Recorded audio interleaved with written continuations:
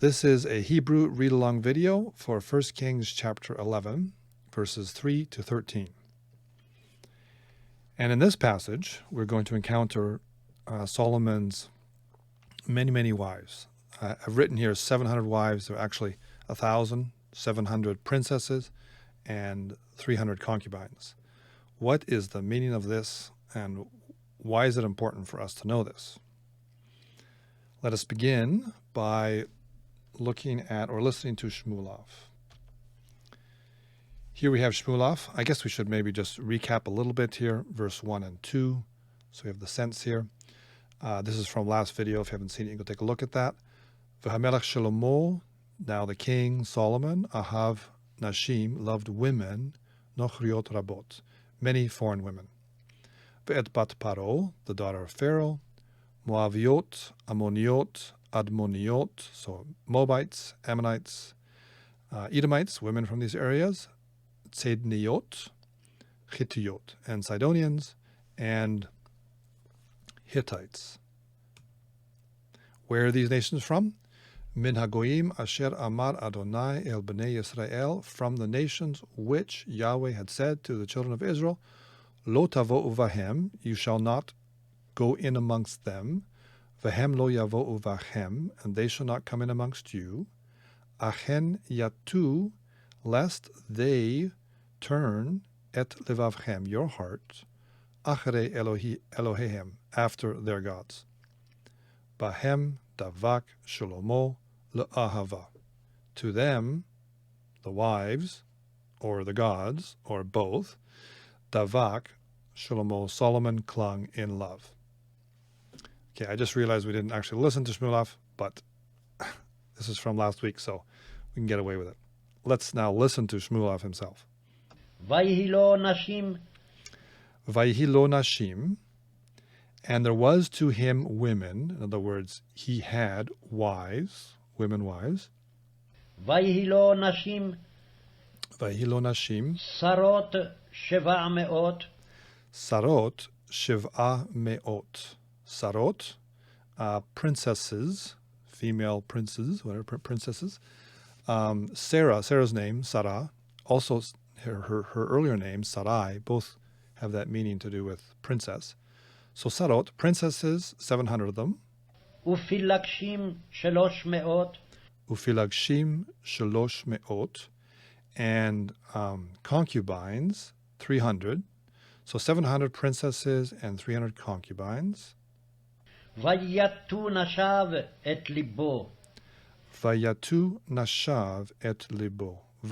and they turned, who did?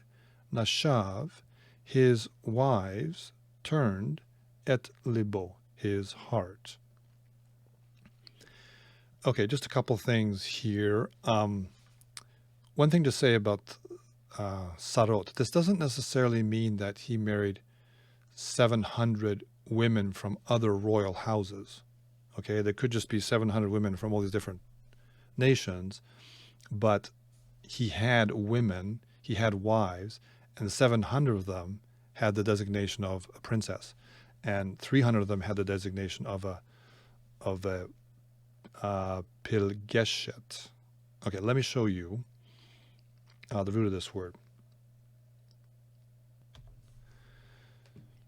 This is from David Klein's Dictionary of Classical Hebrew, and this is in accordance.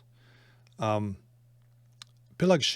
you can see it here. Pilagshim, that's the word in our text right here. So concubines. The actual singular form of the word is pilegesh, if I'm saying that right. Pilegesh, yeah. So it's got that ending that is sort of like a seglet ending, like eretz, or like the masculine or the feminine singular participle, some of them. If you say something like ha'isha holechet, the woman is walking, holechet, the et ending is one of the possible feminine endings. Pilegesh, okay, or ha'isha yoreret, going down, right? But other forms or other participles will take a different form. Ha'isha ola, going up, got an a ending. So maybe this is a feminine ending here, but There's a noun. It says noun feminine here. Notice, though, that it ends in im, pilagshim. That's the masculine plural ending. Not what we'd expect. We expect ot, right? But some words do that. So, like women, actually. Isha is woman. Women, plural, nashim. Got that I-E-M, or that hirakyud mem ending, which you wouldn't expect. And av, father, the plural of father is avot, which has a feminine, so it's kind of flipped. Same thing here. Why? Who knows? The other thing that's a little bit curious to me, and I don't know what the logic is here or what David Kleins is saying, but he defines pilegesh, I have a hard time saying that word, pilegesh, as a secondary wife rather than a concubine. And I've looked through his discussion here, and I don't see any discussion as to what he means by a concubine. Like, what's different between a secondary wife and a concubine? I don't know. I couldn't see anything. So just curious on that. There is one usage, potentially, in the Bible of a male lover for what is it here? Pilgeshet, right? Is that right? Pilgeshet? Pilegesh. Pilegesh. Oh, I can't get my head around that one. Down here, in Ezekiel 23, if I roll over here in English, you see, and lusted after her lovers, okay? Now, there's a possibility, there's an emendation here, that it could be Philistines, Pilishtim, rather than Pilagshim, possibly. But if it is Pilagshim, then we have one instance where it could be male, or where it would be male. So maybe we shouldn't really, this is just me talking now, maybe we shouldn't talk about this as particularly a feminine word, although it almost always refers to women, except for that one case. Okay, so that's what we can say about these two. We've got women. Well, all of these are women, right? Nashim. All are women or wives. Some are the status of princesses. Some are the status of Pilagshim. Pilegesh.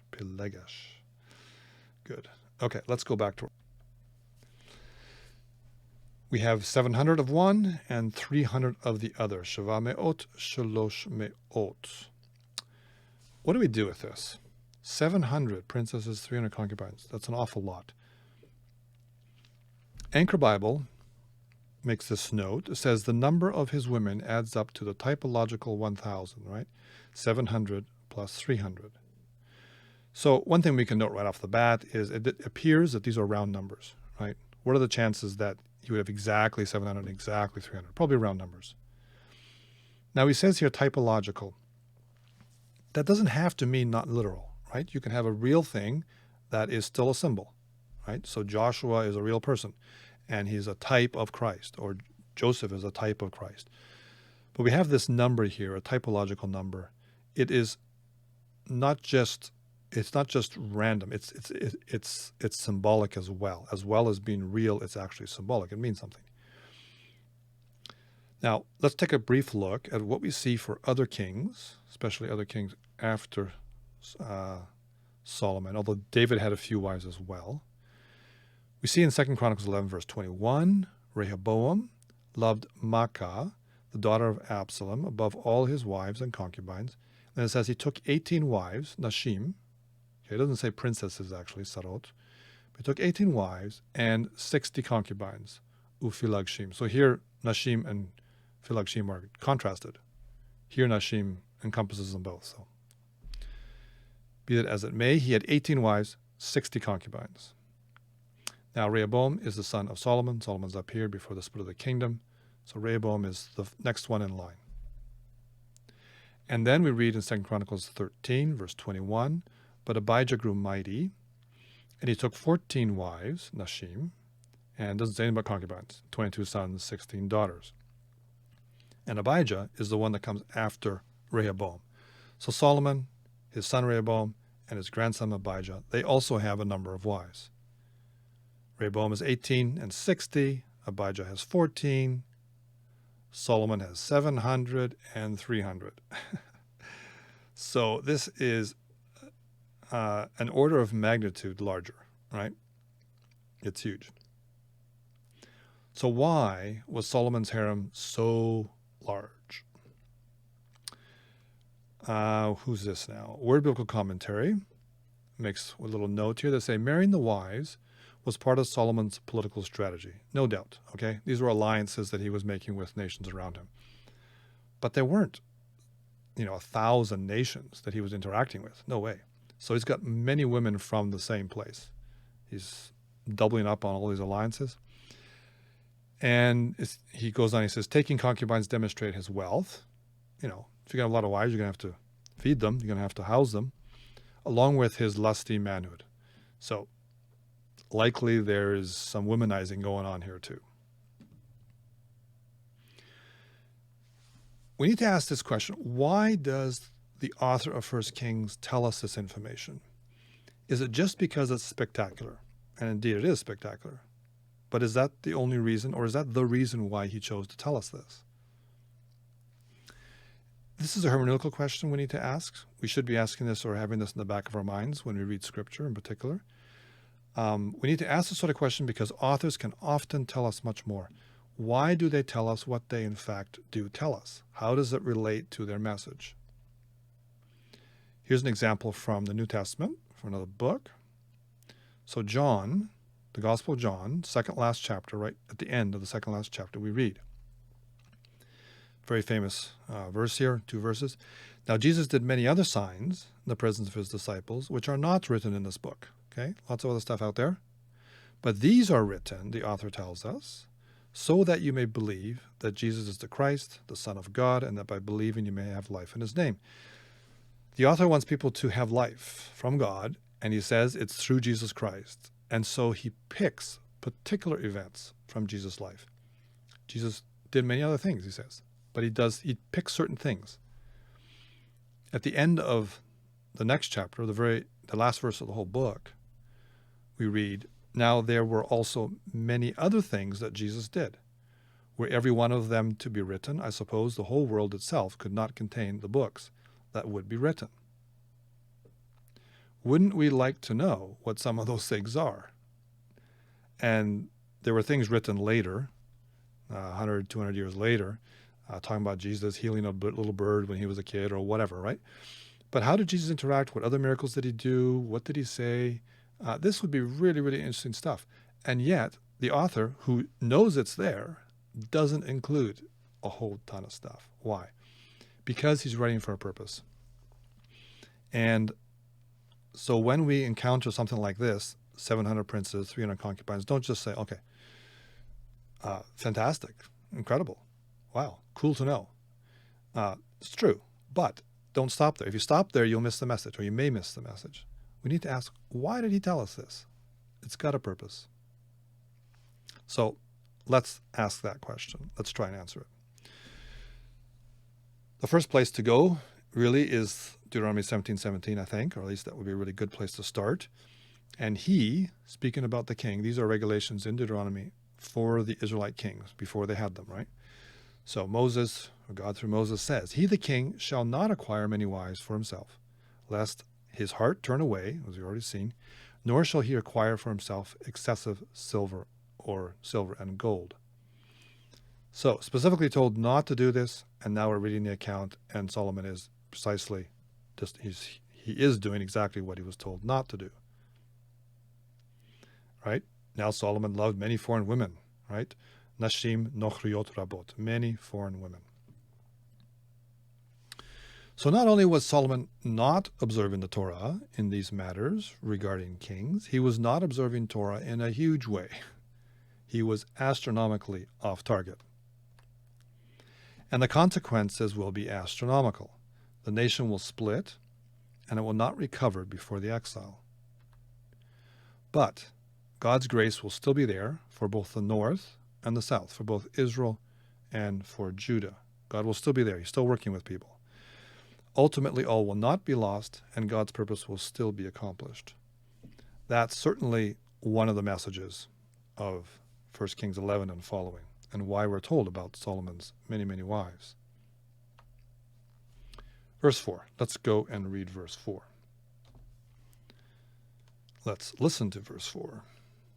ויהי לעת זקנת שלמה, Vayhi le'et ziknat shlomo. Vayhi is kind of almost a stock phrase to indicate something that happened in the past. And it was at the time of the old age of Solomon. Okay?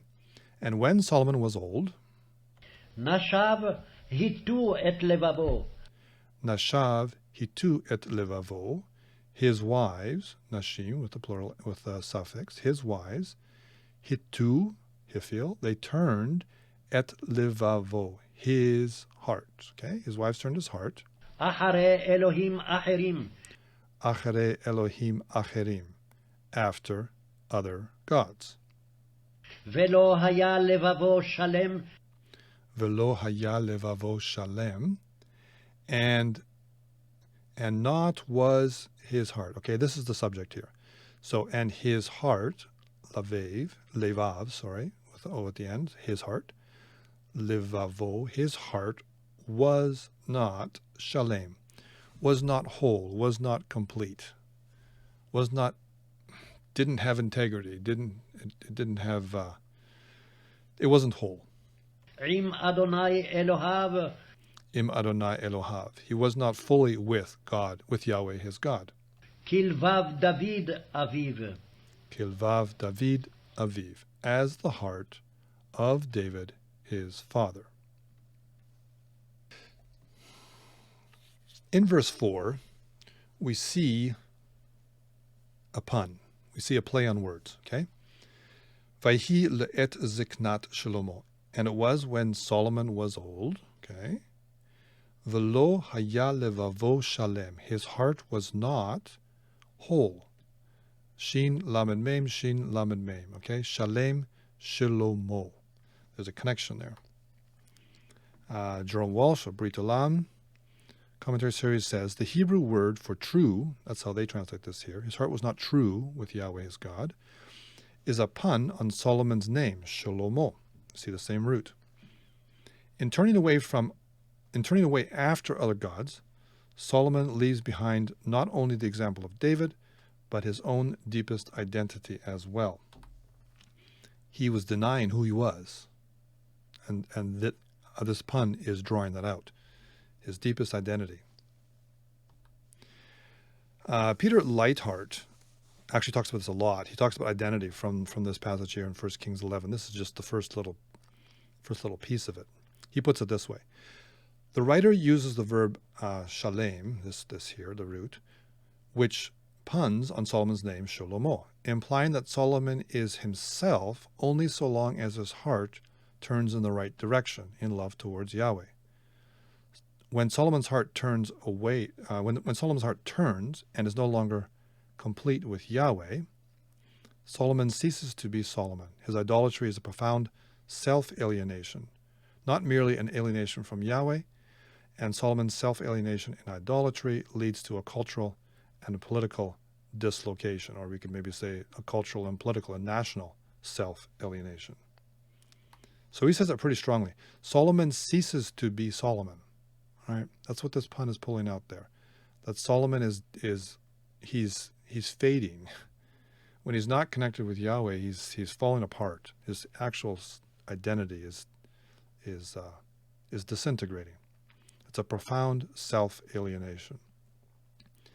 That's, I think about this a lot in the last few years. We are creatures. We are creatures of the Creator. Our existence is contingent upon the Creator. And when we walk away from the Creator, we cease to be who we actually fully are. And I think that's what this is going on. Or I think that's what is going on here with Solomon. When did his wives turn his heart? When he was old, right? At the time of his aging, of his agedness. So it wasn't immediate. It was a slow burn, but it was a slow but sure burn. It happened over time, but it really did happen. Verse 5. וילך Vayelech Shlomo, and Solomon walked, or in context here it's metaphorical, and Solomon followed. וילך שלמה Oh, wrong button. אחרי עשתורת Achere Ashtoreth, after Ashtoreth, אלוהי צידונים. Elohei Tzidonim. After Ashtoreth, the god, or this is actually formally in plural, but anyway, the god of the Sidonians, ואחרי מלקום V'achere Milkom, and after Milkom, שיקוץ עמונים. Shikutz Amonim. Shikutz is despicable thing, abominable thing, disgusting thing, something like that. Amonim. Some commentators say that this is a substitution. Instead of saying the god, like here, the god of the Sidonians, the god of the Ammonites, they substitute in, instead of saying God, they say the gross thing. And that sort of thing does happen in the Bible. And it may be happening here too, with Boshet. We'll look at that in a bit. So that's verse 5. Ashtoreth. So we're not going to look at it in a bit. We're going to look at it right now. Ashtoreth. What can we say about that? Lisa Ray Beale in the Apollos commentary series. Actually, she was, I'm quite sure she started as a professor at Providence Theological Seminary when I was there. The first year I was there was her first year in 1999. I was just there briefly, but I think I remember her starting there. Anyway, she writes about this. She says, Ashtoreth derogatorily combines the name Astarte with the vowels of the Hebrew noun shame, which is Boshet, and provides a comment on the shamefulness of Solomon's actions. Astarte, Canaanite goddess of fertility and warfare, is known from the Ras Shamra. This is Ugarit, where they found all those Ugaritic texts, which are quite closely related to Hebrew. This is northern Syria, just above Lebanon today. So the Canaanite goddess of fertility and warfare is known from the Ugaritic texts in Ras Shamra, in association with the god Baal. And we will see Baal, of course, in Israel as well. And then we have Milcom and Molech. So this is Milcom from the Ammonites. Molech we'll see in verse 7. So Milcom, verse 5, and Molech, verse 7, are separate Ammonite gods, each with separate cult sites. Now, she is quoting DDD. I looked it up. You just roll over it in accordance. And DDD is the Dictionary of Deities and Demons in the Bible. Quite a title.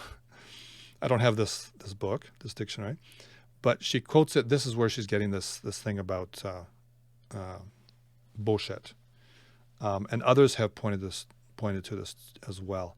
Anchor Bible suggests that may be the case, that may not be the case. So some of these things we're not totally sure, just to point that out. So the Sidonians, they're of course up here. We looked at that before, and the Ammonites are down here. So that's verse 5 is talking about gods that he worshipped from those two sites.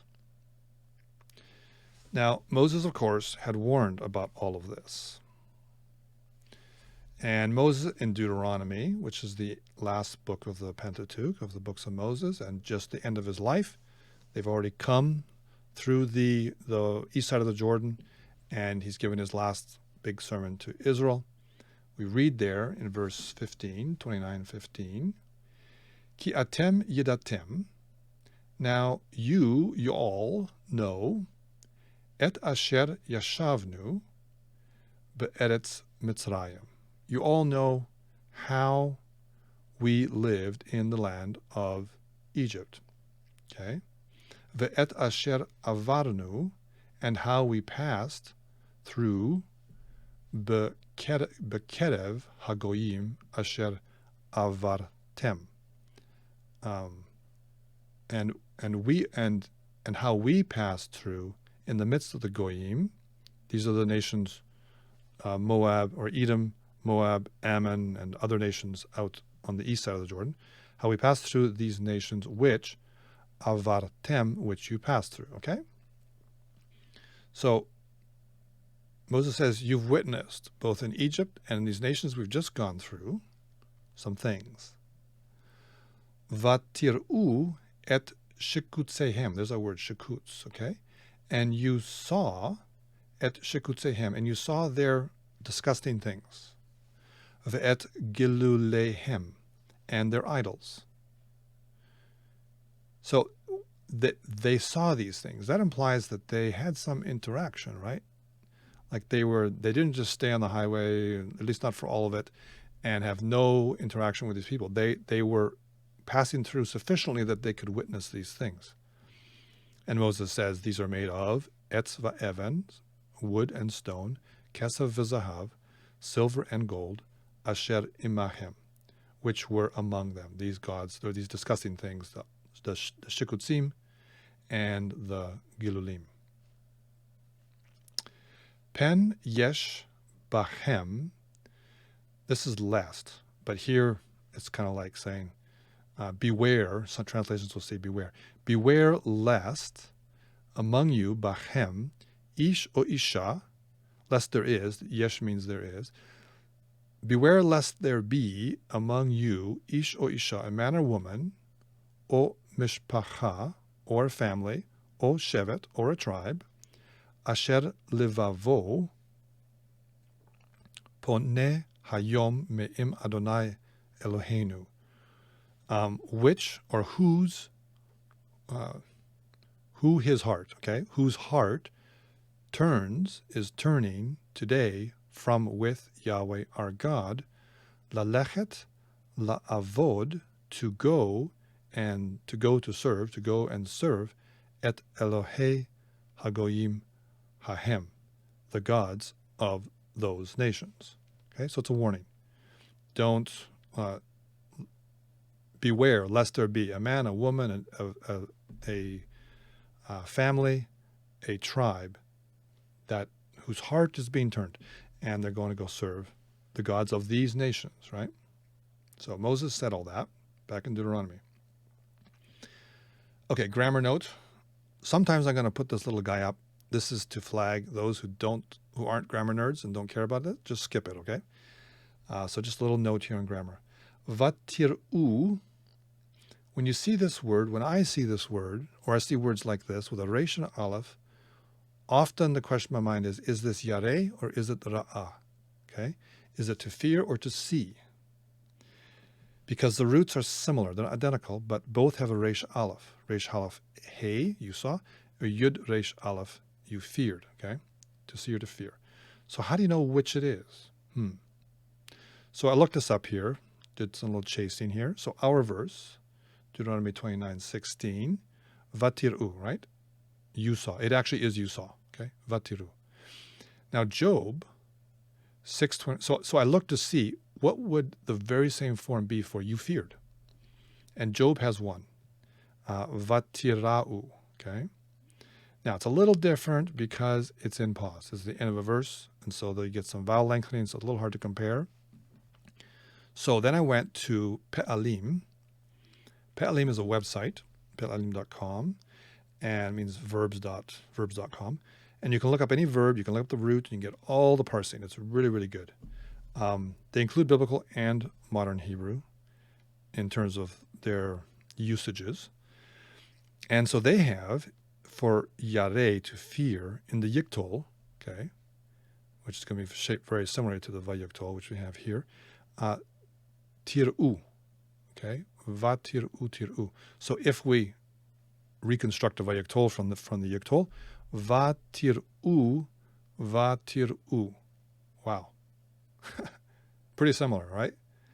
You saw, you feared. How would you know? Well, from the yud, I don't know, right?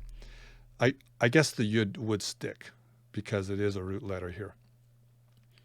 But you're not going to hear a difference. Vatir'u, vatir'u.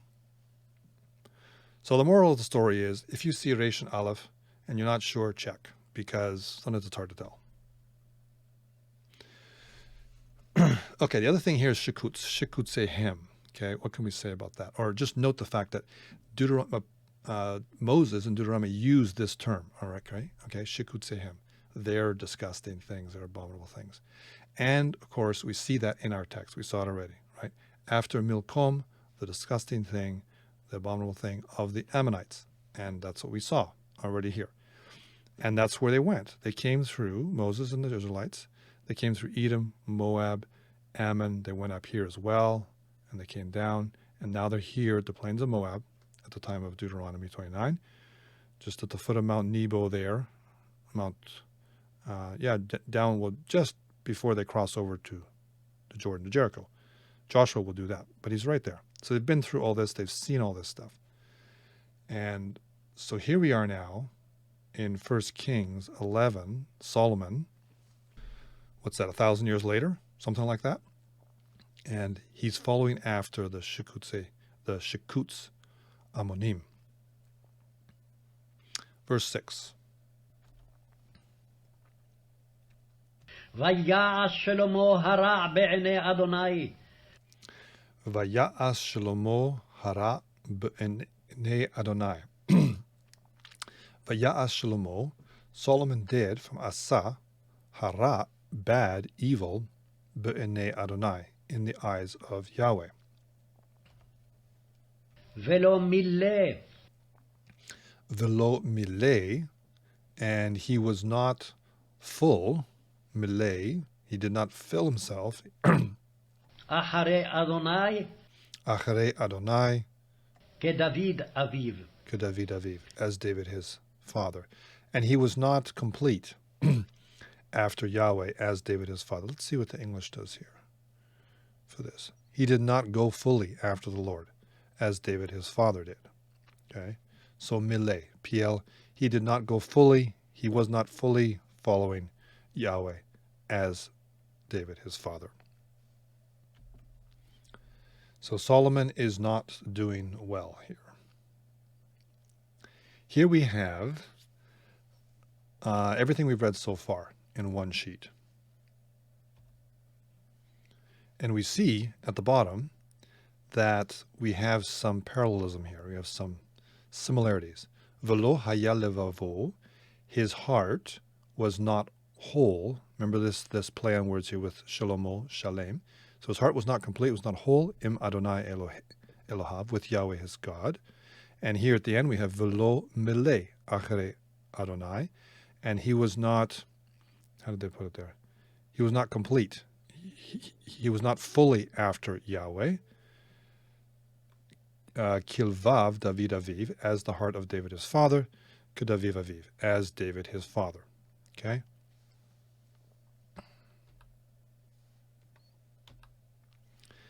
And here we have that play on words of his name, and here we have a different word. But clearly they are parallel. You have the same message being stated here. He wasn't completely and fully committed to Yahweh as was his father. Another little grammar note, just a tiny one here, quick one. This is an adjective and this is a verb. Stative verbs, meaning non-dynamic verbs. Okay, a dynamic verb is a verb that talks about action. You know, he ran or something. He ran or walked. A stative verb talks about a state of being. He was full, as in this case, even though it's PL here. A stative verb and an adjective can look very similar. And if you want to go chase that, you can look at Animated Hebrew lectures. My lectures following Ross, chapter 19. I'll let you chase that there. But just to note, there's a nice comparison here between the adjective over here and the PL, and the stative over here. If this was Cal, they could look identical. The fact that it's PL makes it look a bit different. Okay, more importantly, we see here in this first bit, we already saw this here with this play on words, that Solomon was losing his true identity in the Lord. And over here we see he was not filling up his tank. He wasn't wholly following Yahweh. He wasn't filling up his tank from Yahweh, his creator. That's my way of putting it. So identity is connected with worship. Okay? He wasn't worshiping God. Maybe he was doing some stuff, but he wasn't worshiping God, not the way he should have been. And worship is something we can do, we must do, and must maintain. This happened over years, right? It was when he was old that his heart turned. But it didn't start when he was old. It was the drip, drip. And there's work we need to do, spiritual work, in order to maintain who we are really made to be as creatures. And Solomon wasn't doing that. Verse 7. אז יבנה שלמה במה. Az yivne Shlomo bama. At that time, Solomon built a high place. There's quite a lot written about az with yiktol, or with what kind of verb follows it here. Az yivne. This is actually yiktol. It can be used in the future. Often it is. At that time, you will do something or whatever. But it's also used in the past, even though it's a yiktol. One of the differences may be, I was reading this in Walt Gilconnor, I didn't write it down here for you, but if it was a katal here, az bana, then it would probably indicate that this was an event that happened immediately after the previous one, consecutive events. He did this, then he did this, then he did this, okay? So over here, he did evil. Well, this is generic, right? It's not a particular event. It's his whole life. So this is not the next event after he did evil. This is more like at that time, a non-consecutive thing.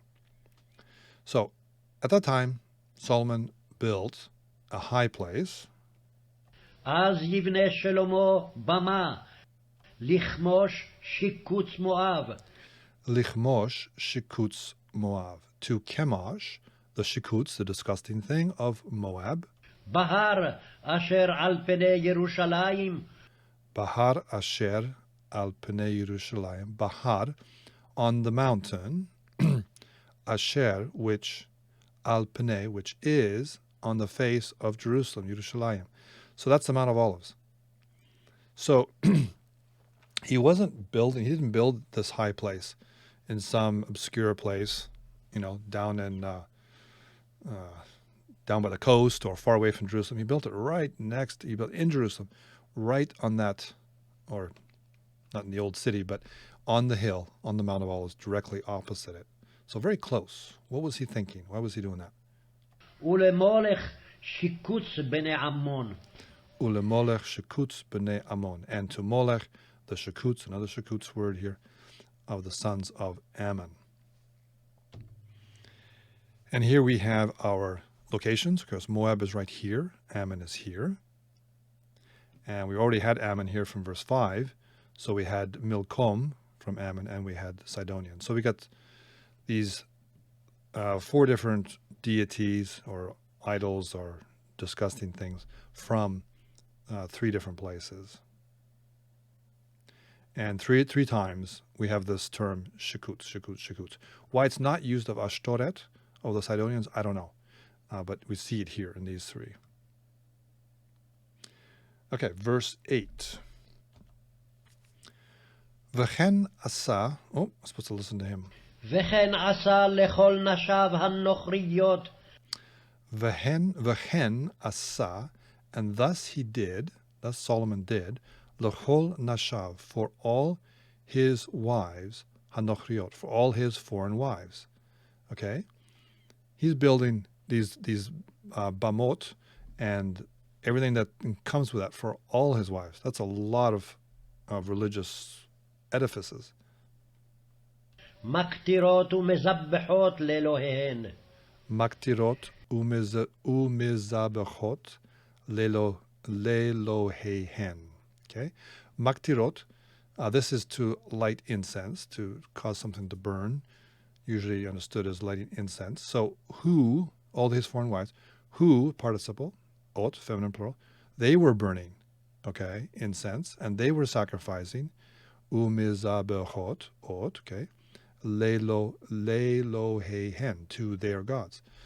So it doesn't say that Solomon was burning incense and sacrificing to these gods, but his wives were, right? We'll read 3 verses here. ויתענף אדוני בשלמה. Vayit'anaf Adonai b'shlomo, and Yahweh was angry with Solomon. כי נטה לבבו מעם אדוני אלוהי ישראל. Ki nata levavo me'im Adonai Elohei Yisrael. Because his heart, this is the subject here, because his heart turned from with Yahweh, the God of Israel. הנראה אליו פעמיים. Yahweh the God of Israel, who had appeared to him, Hanir'ah, who had appeared to him, Pa'amayim, twice, okay? Not Pa'amim, Pa'amayim. This is the dual ending. Ayim. Im is plural, Ayim is dual. And this here, Ra'ah, that's to see, and Nir'ah, this is the nifal, so who had appeared to him. A word on this here, hit anaf. This is the word anger. And I think I have Klein's again. Okay, so here is David Klein's again. No, sorry, this is not. This is Naidoti, okay? The New International Dictionary of Old Testament Theology and Exegesis. Both are really good. Well, this is a theological dictionary. Klein's is a dictionary of more than just biblical Hebrew, but both are really helpful. So anaf, the verb here, anaf, means to be angry in the kal. It means to be angry in the hit pile. Here we have it in the hit pile. And it's related to the word af, which is nose, face, anger, or nostrils. So it's af is your nose. It also means the nostrils, and it can be used metaphorically. I think we already saw that in the last video, to refer to anger, especially with chara. Your nose gets hot, right? Anaf, our verb here, anaf, so it's like nose with a nun in the middle, is used 14 times. It is found in both the kal and the hit pile stems. With the exception of Psalm 2:12, the verb always has the Lord as its subject. Interesting. Okay, so this verb is always used of God speaking. Now, with the exception of Psalm 2, verse 12, that's interesting, because who is angry there, right? The bar, which is, it's a interesting verse that has some Aramaic in it, traditionally translated as, read it down there, kiss the son lest he be angry. So it's always God who's doing this here. And then we have in Psalm 2, we have this verb, where everywhere else it's used of God. Interesting. Okay, so you can remember this verb because it's got off. It's like off with a nun in the middle of it. What else did he say here? Okay, so they talk about this explicitly. So the noun off is derived from the verb anaf. The noun is the most common designation for anger found in the Old Testament. Okay, it's used metaphorically for anger, as I said, 224 to 277 times. And it can be either the Lord as the subject or humankind. One time, in 1 Samuel 1 verse 5, it refers to a double portion. It's Elkanah giving gifts to his two wives, and he says something like, I have the English here, but the Hebrew is Ulchana Natan Mana Echad Apayim, something like that. He gave one portion, but to Hannah he gave one portion double. They're not quite sure what to do with that, but it seems like it's what comes from apayim. Maybe it's a way of saying two, a double nose portion. I don't know. Anyway, that's just interesting. And let's read the verse 10 as well, or listen to it. וציווה אליו על הדבר הזה. וציווה אליו על הדבר הזה, and he commanded him concerning this matter. I kind of lost my train of thought here. Okay, so Yahweh was angry with Solomon. Okay, he appeared, Yahweh the God of Israel, who appeared to him, and not only did he appear to him, but he warned him, or he commanded him. V'tziva elav, and commanded him concerning this matter. וציווה אליו על הדבר הזה. V'tziva elav, I always forget that when I go to a new slide, if I go here and here, then it's going to start with the same one again. Anyway, so, and he commanded him concerning this matter. What did he command? וציווה לבלתי לכת. Levilti lechet. Bilti is the way you negate an infinitive construct. Lechet is from halach, to go, to walk. So it means levilti lechet achere אחרי אלוהים אחרים, Elohim achrim, to not go after, to not walk after, follow after other gods. Okay? There's three main ways that I'm aware of to negate verbs. One is lo, that's the most common. Okay? And you also have al, which you use with verbs that indicate some sort of volition, volatives. And then for infinitive construct, you have bilti. And usually it's got a le in it, levilti. So, Yahweh not only appeared to him, but he commanded him concerning this matter to not go after the other gods, ולא שמר Velo shamar את אשר ציווה אדוני. et asher tziva Adonai. Very typical of Hebrew to switch a subject without explicitly saying so. Obviously now this is Solomon, not God. Yahweh did this, he commanded, but Solomon. But not did he keep what Yahweh had commanded. Okay, but Solomon did not keep what Yahweh had commanded. So with our three verses here, I want to take a look at this here. Pa'amayim. Twice. Twice Yahweh appeared to Solomon. So it's not like Solomon was in the dark about what to do. It's not like he just had the Bible. He had Deuteronomy, and one of the commands in Deuteronomy was that the king was to write it out himself by hand and then have it checked by the priest to make sure that he got it right. So the king was supposed to write out the law so that he'd know it, so he'd follow it. But not only did he have all that, Yahweh appeared to him twice. Has God ever appeared to you?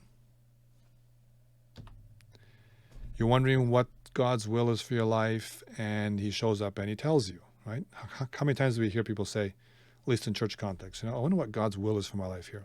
Should I get married? Should I do this? Should I take this job? Well, God shows up and he tells you, right? Twice. That's Solomon's situation.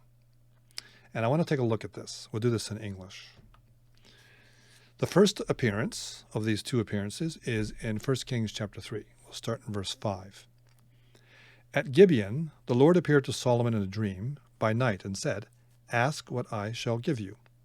And Solomon said, "You have shown great and steadfast love to your servant David, my father, because he walked before you in faithfulness and righteousness and uprightness of heart toward you. And you have kept for him this great and steadfast love, and have given him a son to sit on his throne this day." Speaking, of course, of himself. He's the son. "And now, O Lord my God, you have made your servant king in place of David my father. Although I am but a little child, I do not yet know how to go out or how to come in. And your servant is in the midst of your people, whom you have chosen, a great people, too many to be numbered or counted for multitude." Okay? He's reflecting on the promise of God to Abraham, like the grains of sand on the sea or the stars in the sky, right? So he's implicitly in his prayer or in his response here, he's acknowledging God's faithfulness. "Give your servant, therefore, an understanding mind to govern your people, that I may discern between good and evil, and for who is able to govern this your great people." And verse 10, "It pleased the Lord that Solomon had asked for this." Okay? In Hebrew, this verse, "Vayitav hadavar be'enei Adonai." It was good. It was the matter, this is the subject here, hadavar. The matter was good be'enei Adonai, in the eyes, in the opinion, in the assessment of the Lord. Ki sha'al Shlomo et hadavar hazeh. That Solomon asked this thing. That's 1 Kings chapter 3. It was good in the eyes of the Lord, what Solomon did. We get to our chapter 11, and in a previous verse, 6, we read, "Vaya'as Shlomo hara be'enei Adonai." Solomon did evil in the eyes of the Lord. So between chapter 3 and chapter 11, we find that he did good in the eyes of the Lord, to he did evil in the eyes of the Lord. That's the unfortunate progression of his life that we see written out for us here. Continuing, verse 11. "And God said to him," that is Solomon, "because you have asked this, and you have not asked for yourself long life or riches, or the life of your enemies, in other words, victory, but you have asked for yourself understanding to discern what is right. Behold, I now do according to your word. Behold, I give you a wise and discerning mind, so that none like you has been before you, and none like you shall arise after you. Solomon's such an enigma, right? He's so wise in some ways and so foolish in other ways, and there does seem to be a progression in his life. I give you what you have not asked, both riches and honor, so that no other king shall compare with you all your days. And if you will walk in my ways, now we have some conditionality, keeping my statutes and my commandments as your father David walked, then I will lengthen your days. And Solomon awoke, and behold, it was a dream. Then he came to Jerusalem and stood before the ark of the covenant of the Lord, and offered up burnt offerings and peace offerings, and made a feast for all his servants. That is the first time that Yahweh appeared to Solomon. The second time is in chapter 9. So chapter 3, chapter 9, and now chapter 11 is where we are. Verse 1, as soon as Solomon had finished building the house of the Lord, that is the temple and the king's house, the palace, and all that Solomon desired to build, who knows what else, the Lord appeared to Solomon a second time, as he had appeared to him at Gibeon. Okay? So the author is reminding us of that first time. So that was at Gibeon. Now is the second time in chapter 9. And the Lord said to Solomon, I have heard your prayer and your plea, which you have made before me. I have consecrated this house which you have built by putting my name there forever. Okay, so this is at the time when Solomon finishes the temple. My eyes and my heart will be there for all time. And as for you, if you will walk before me, okay, another conditionality, if you will walk before me, as David your father walked, with integrity of heart and uprightness, and we've already seen he wasn't doing that. In chapter 11, we saw that. Doing according to all that I've commanded you, and keeping my statutes and my rules, then I will establish your royal house over Israel forever, as I promised David your father, saying, you shall not lack a man on the throne of Israel. Now, the long outcome of the house of David is not in jeopardy here, but there are consequences to the house of David, as we see. And it's based on if he will walk, he and every king after him will walk in the way that David did, with the type of heart that David had.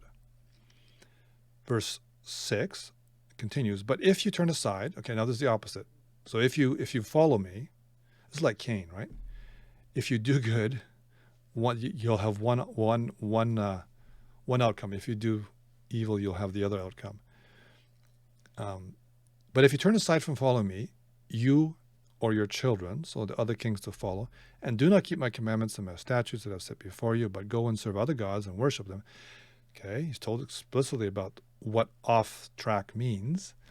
Then I will cut off Israel from the land that I've given them, and the house that I've consecrated for my name I will cast out of my sight. So people out of the land, and the temple destroyed, rejected. And Israel will become a proverb and a byword among the peoples. Okay, that's the exile. And this house will become a heap of ruins. Everyone passing by it will be astonished and will hiss, and they will say, why has the Lord done this to this land and to this house? Then they will say, because they abandoned. Why? Because they abandoned the Lord their God, who brought their fathers out of the land of Egypt, and laid hold of other gods and worshipped them and served them. Therefore the Lord has brought all this disaster on them. So those are the two appearances that are referred to here. And so the writer of Kings at this point is like writing with a measure of, not surprise, but, a measure of astonishment that he would turn his heart after Yahweh had appeared to him twice and talk to him explicitly about these matters. Right? And then we read here, Velo shamar et asher tziva Adonai. He did not follow, he did not keep what God had commanded. Verse 11. Vayomer Adonai lishlomo. Vayomer Adonai lishlomo. Yahweh said to Solomon, Ya'an asher hayeta zot immach. Ya'an asher hayita zot imach. Because, now literally this is a bit hard in English, but because what this has been with you. Okay. Because of this your practice, this your habit, we may say that somewhat loosely, ולא שמרת בריתי וחוקותי, velo shamarta biriti, and you have not, or that you have not observed, or not kept my covenant, vehukotai, and my statutes. This is plural. Okay, it would be a hierarchy if it was singular, my statute. So my statutes, actually, if it was singular, it wouldn't be ot either. So anyway, hukotai, my statutes. אשר ציוויתי עליך, Asher tziviti alecha, which I had commanded you. Okay, because you've had this practice you've been doing, and you have not kept, or which is that you have not kept my covenant and my statutes, which I commanded you. קרוע אקרע את הממלכה מעליך. Karoa ekra. Okay, same root, infinitive absolute, followed by yiktol. I will most certainly tear et mamlacha, the kingdom, me'alecha, from you. ונתתיה לעבדיך. Untatiha le'avdecha, and I will give it, from Natan, one CS, right, with a ha there, I will give it, le'avdecha, to your servant. And that servant will turn out to be Jeroboam, son of Nebat. I want to read another verse, but I'm not going to tell you what it is. I'm going to read it first, and then you have to guess. And we're going to compare here a little bit. So it starts, Vayomer elav, he said to him, the subject, the person speaking is here, but I'll show you in a moment. So someone said to someone, Kara Adonai et mamlechut. Mamlechut is really a synonym for mamlacha. This is in construct. Mamlechut Yisrael, the kingdom of Israel. So Kara Adonai, Yahweh has torn et mamlechut Yisrael, the kingdom of Israel, me'alecha, from you hayom, today. Unitana,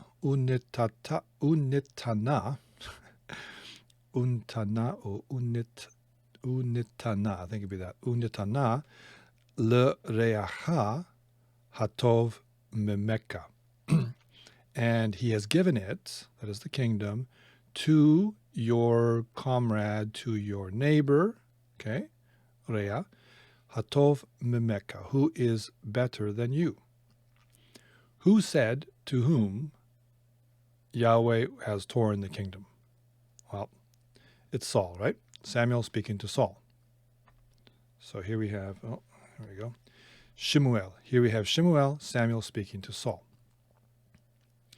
So what I want to do here is compare what happened with Saul with what we're reading now is going to happen with Solomon. And the connection is this kara word here, okay? Now, in the verse previous to the one we just read in Samuel, what happened? What happened that led up to this? Vayisov Shemuel lalechet. Samuel turned from Savav to go, okay? So Samuel's been talking with Samuel's been talking with Saul, and he turns to go. Vayachazek bichnaf me'ilo. And he grabbed onto, made his hand strong upon, bichnaf, the wing, me'ilo, of his robe, his garment. So again, Hebrew is switching subjects here without indicating, explicitly indicating with a new name. We're just supposed to pick up what's going on. Of course, it's easier if we had the verses before this. So we know this. The context is Samuel and Saul. So Samuel's the one who turns to leave. It's Saul who's doing this. Saul laid hold of, he grabbed the wing of his, meaning Samuel's cloak, vayikara, and it tore. Okay. What is going on here? A little bit of a diversion, but definitely related and I think interesting. If you grab someone's shirt as they turn to go, is it going to tear? Right? Shirt material, here's a shirt, okay? If I were to grab this, would it tear such that you'd have a piece left in your hand? Maybe if there was a little bit of a of a run in here, you would grab it and it may make a run, but cloth doesn't tear like this and back this way, and you end up with a piece. You know, it's hard to tear cloth. You'd need a knife or something. So what is it that tore from Samuel's clothing that is left in Saul's hand? That's the question. And for that, we're going to turn to Numbers 15. Vayomer, verse 37. Vayomer Adonai el Moshe lemor. So God said, Yahweh said to Moses, speaking, or Yahweh spoke to Moses saying, Daber el bnei Yisrael. Speak to the children of Israel, va'amarta alehem, and say to them, va'asu lahem tzitzit al kanfei vigdehem lidorotam. That, okay, say to them that, that's why I'm going to translate the Vav here, because it's the third person, that they should make asu lahem, for themselves, tzitzit. These are tassels. Al kanfei, on the corner of their begeds, their begadim. Vigdehem, on the corners of their clothing. Lidorotam, for the generations. Okay, so supposed to make these tassels called tzitzit and put them on the wings or the corners. Wing is better probably than corner. Yeah, it's not pina, that's corner. I think that's corner. Kanaf is wing. So it's supposed to make these tassels and put them on the wings of their garments, and they're supposed to do this in perpetuity. V'natanu al tzitzit hakanaf petil techelet. And they shall put v'natanu, and they shall put al tzitzit, on the tassel, hakanaf, on the tassel of the wing, petil, a thread, techelet. Techelet is a blue. It's quite an important blue. The modern Israeli flag is based on the techelet. That's the idea, and you see it in prayer shawls. It was used in the Old Testament and various ornaments, including priestly garments. Here you have it in these tassels. So you got the tassel, the tzitzit, on the kanaf, the wing of the garment, and part of that tassel was to put a little blue thread, a little thread of techelet.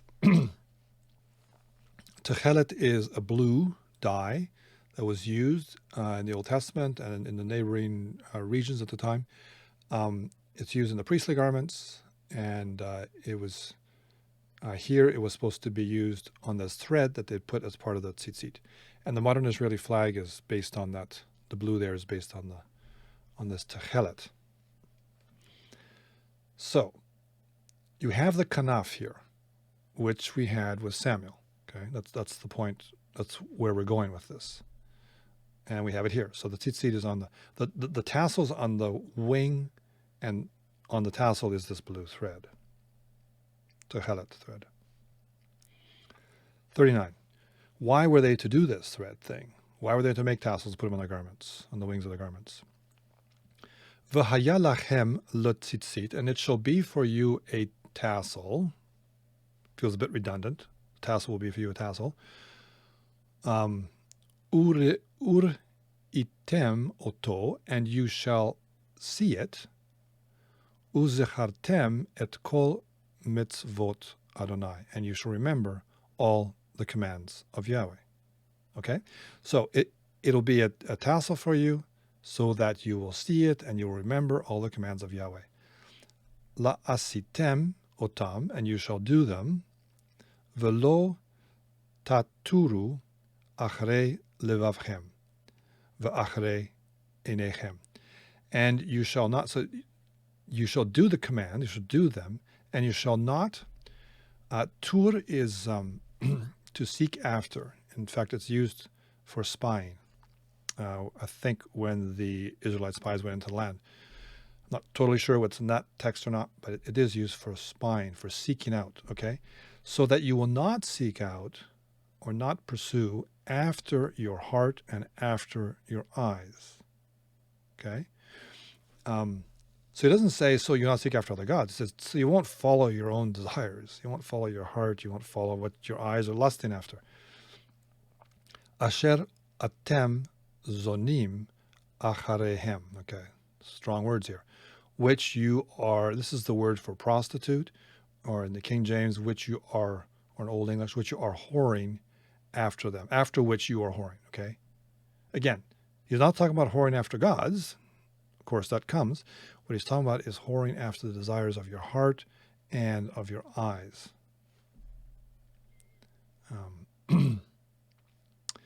Lema'an tizkiru, in order that you will remember, va asitem et kol mitzvotai, and do, in order that you remember and do all my commandments, v'hiyitem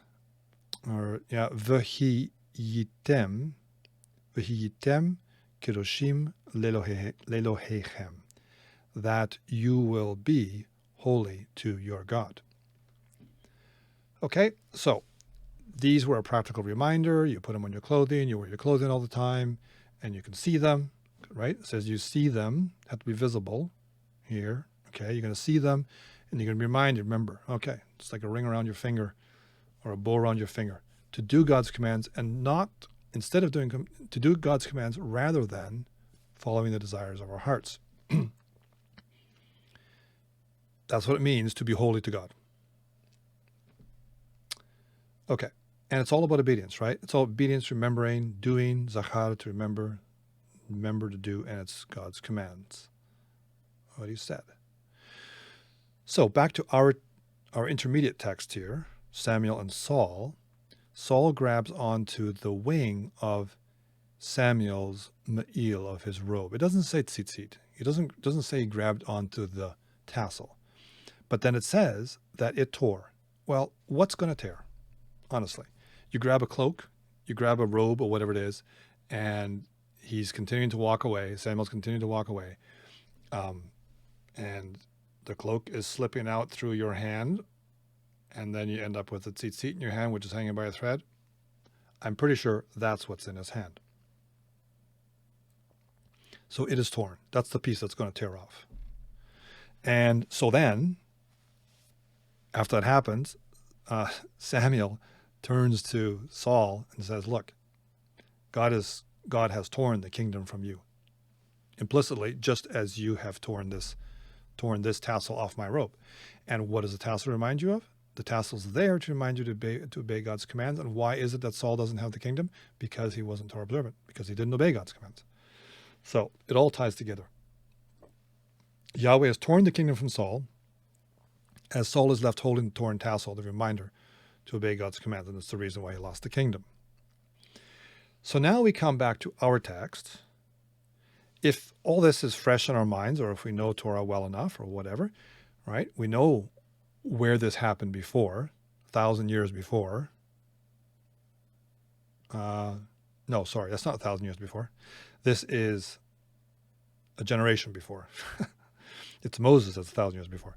Okay, so a generation before, at the time of David, Solomon wasn't born yet, but the earlier generation, this happened, where the kingdom was torn, and we have in the text this kara word, and then here we see it again, karoa ekra. Now God is going to tear the kingdom from Solomon. So we should be thinking about this. And it's not just the tearing, it's also what comes after. He's going to tear the kingdom from you and give it to your servant. He's going to tear the kingdom from you and give it to your neighbor who is better than you, okay? So there's a whole bunch of stuff that's very parallel here. So the kingdom is taken completely and permanently from Saul. And the question is, why not the same for Solomon? Why does Solomon not lose his dynasty? Because that's what happens to Saul. Saul and his sons all die at the end of 1 Samuel. And that dynasty ends. But with Solomon, even though it's going to be, the kingdom is going to be torn, he's not going to lose it permanently and completely. His son will still reign. Was this because, did Solomon get off lighter than Saul because Saul's sins were worse? Was Saul worse than Solomon? Is that why? Let's compare these texts, because rather than just sort of think in our head, okay, what was the reason? I think it was because Saul's sins were worse, or there's some difference about the sins. Let's see what it actually says, right? Does it give their sins as a comparison point? So what is the same between, this is our Saul text, and this is our Samuel text, or Solomon text. What's the same? Well, the tearing, okay, we already saw that. In both cases, the kingdom gets torn. What else is the same? What's the blue here? It's a bit more obscure. Another thing that's the same is David. Okay? In the case of Samuel and Saul, Samuel says, and he will give it, and he has given it, l're'echa hatov memeka, which we know is David. So the kingdom is going to go to David. The kingdom belongs to David, right? Over here, not Saul. And over here, well, we need to read these. We haven't read these yet, have we? Okay, let's read these verses and we'll come back and we'll do this comparison. Okay, verse 12. אך בימיך לא אעשנה. Ach biyamecha lo e'esena. Only, except, biyamecha, this is from yom, day, in plural, yamim, in your, so only in your days, lo e'esena, from asa, to do, I, first one siasikto, I will do it. This is the 3fs suffix. With yiktols, you often or always, I'm not sure which, get this energic nun, this extra nun in between the suffix and the root, or the verb base. So, only in your days, not I will do it. I won't tear the kingdom away in your days, Solomon. למען דוד אביך. Why? Because your sins are not so bad? No. Lema'an David avicha, because of David your father. מיד בנך אקרענה. Miyad bincha ekra'ena. By the hand, or from the hand of your son, that would be Rehoboam, ekra'ena, I will tear it. So the split of the kingdom will happen after Solomon dies. So that's one thing that God says to him. And we'll do verse 13 as well. רק את כל הממלכה לא אקרע. Rak et kol hamamlacha lo ekra, only all the kingdom, or except, or something like that, all the kingdom, the whole kingdom, lo ekra, I will not take. I will not take, okay? So I'm not going to take the whole kingdom from you. שבט אחד אתן לבניך. Shevet echad eten livnecha. Shevet is tribe, echad is one. One tribe, Shevet echad eten, I will give livnecha, to your son. למען דוד עבדי. Lema'an David avdi, on account of David my servant. ולמען ירושלים אשר בחרתי. Ulema'an Yerushalayim, and on account of Jerusalem, Asher Bacharti, which I have chosen. Okay? So why is it that one tribe will be left? That's, of course, going to be Judah, which means the perpetuity of the Davidic dynasty, which will continue on, right? So Solomon doesn't, the kingdom is not completely torn from him like with Saul. And it doesn't say, because Solomon, you're not as bad as Saul. It says, on account of David, my servant, and account of Jerusalem, which I've chosen. God has other reasons. So here we see it, right? On account of David, your father, this is why I will not do in your days. And on account of David, your father, that's why, as well as his choosing of Jerusalem, I will leave one kingdom for your son.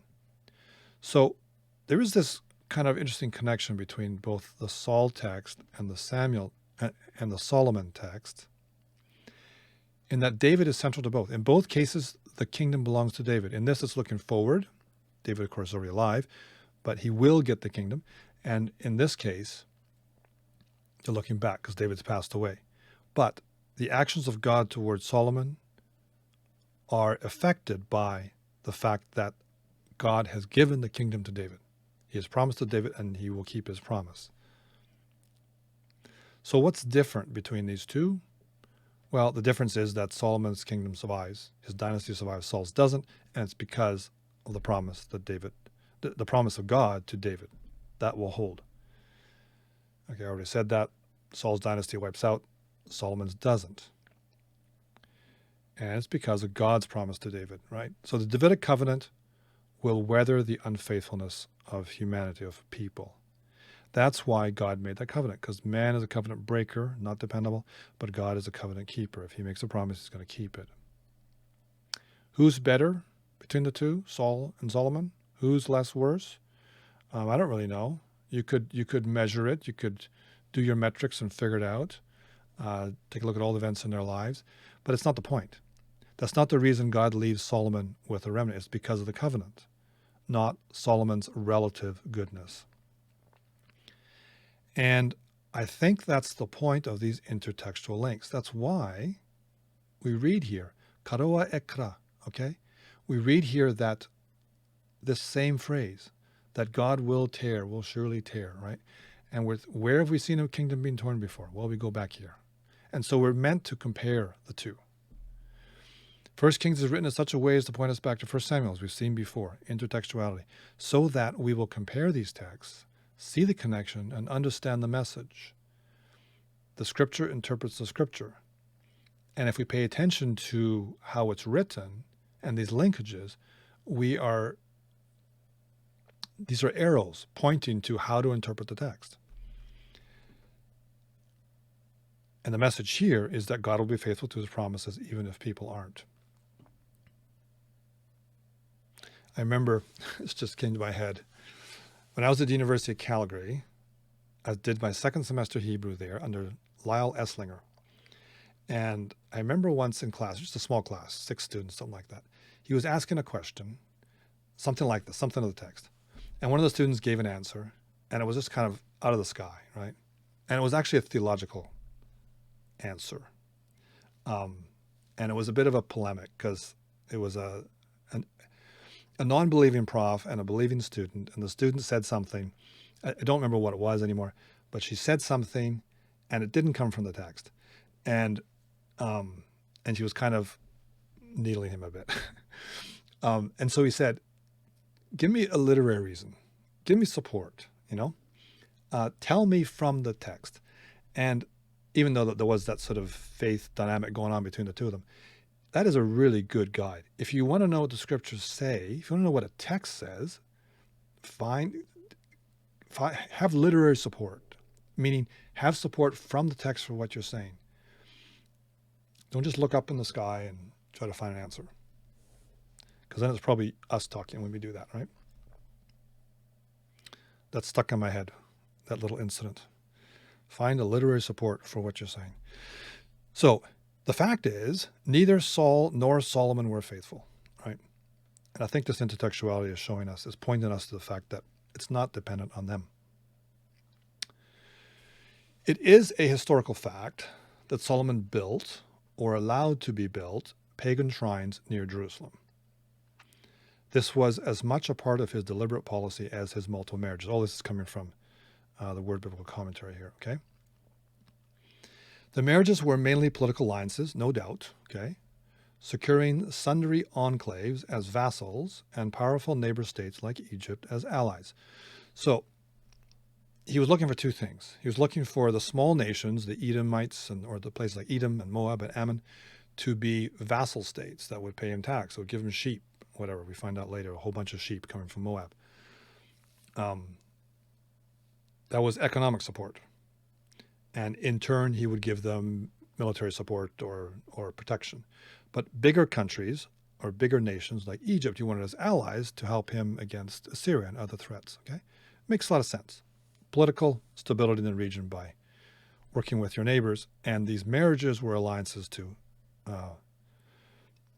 were the glue for these alliances. That's how they did things in those days. Now, the pagan shrines represented the people belonging to these various entities. So they brought the wives in, all their shrines. It wasn't just so that the women could worship, it seems. It was to represent those people, because the gods were viewed as regional and ethnic. This is the god of here, the god of there, the god of these people, the god of those people, right? And so you bring them in, and their nearness to Jerusalem, to the Jerusalem temple, symbolizes their subjugation to Yahweh. Interesting thought. So back earlier, we were talking about he had built this Bama, and he did it for all his other wives as well, on Mount of Olives, or on the mount facing Jerusalem. Why did he do it there? not over in the Dead Sea, somewhere obscure, right? These are foreign gods. Put them in the back room somewhere. He puts them there, according to this thought, in order to symbolize that they are subservient to Yahweh. Interesting. He says, the author here says, at very best, this expresses a faulty religious imperialism. Okay, so Solomon was practicing a type of religious colonialism. I'm going to colonize all those other gods, or all those people, and represent it by colonizing their gods, aiming at the advance of Yahwehism through power and wealth. I'm going to expand the kingdom of God through my money and through my power.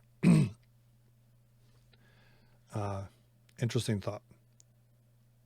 At worst, it represented a perilous accommodation to sub-biblical impulses, constantly placing a stumbling block in the path of the weak and superstitious. So he says, this author, that at worst it was a perilous danger to have these gods around, because then the weak and the superstitious are going to fall. Well, that's stating it pretty lightly. No, it's actually much worse than that, right? The whole nation's going to fall. So I find this thought in blue here quite interesting, that Solomon may well have justified his actions along the lines of advancing Yahwehism through power and wealth. And I think it's it just speaks to how much we can get off track from what God explicitly says and yet rationalize it, right? I mean, Solomon had the Torah and he had Deuteronomy. He was supposed to write the whole thing out. I assume he did. Write out by hand himself, make his own copy so he knows what's in it. And then God appears to him twice, and tells him exactly what to do and what not to do, and what the consequences will be if he does. I mean, he knows it all, right? God appears to you twice. And yet he goes, like, how can he, after all of that, go and make a bunch of pagan shrines on the Mount of Olives? Well, perhaps indeed he did rationalize it by saying, look, these are all servants of Yahweh. To say that God saw this along the lines of a stumbling block to the weak and superstitious, I think is putting it way too lightly. No, God saw this as disastrous for the nation because people fall like crazy. Okay, so that is 1 Kings 11, verse 3 to 13.